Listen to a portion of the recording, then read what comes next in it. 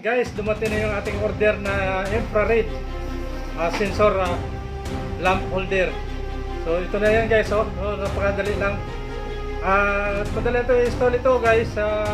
Kahit walang tao yung bahay natin, kahit naka-iwan na naka-switch yan, automatic siya namamatay.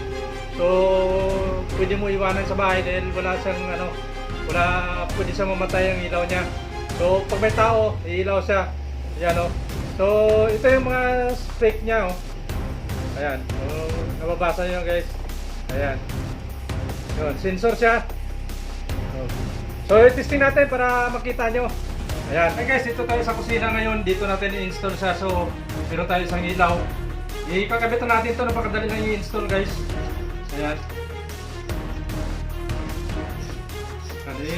Ganun din yan. Tapos ikabitan natin dito. Kita niyo pa pag-install. Madali lang naman.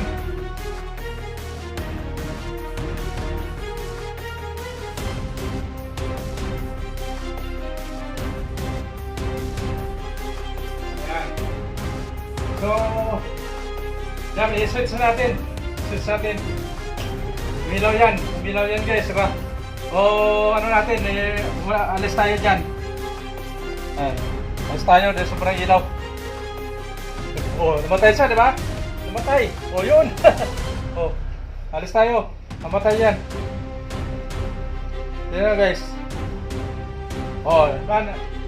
Yan, mamatay yan. Mamaya-maya. Sensor pa. Ayan. Yun. Namatay, di ba? So, babalik naman tayo. Ayan. Pag may tao, ilaw siya guys. Di ba? Ganun lang. So, atras tayo ulit. Tingnan nyo. So, hindi pa na sensor.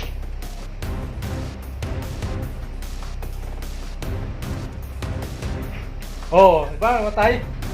Balik tayo ulit. Ayan. Balik natin ulit guys. Automatic na. So, okay yan. So, ano pa yun?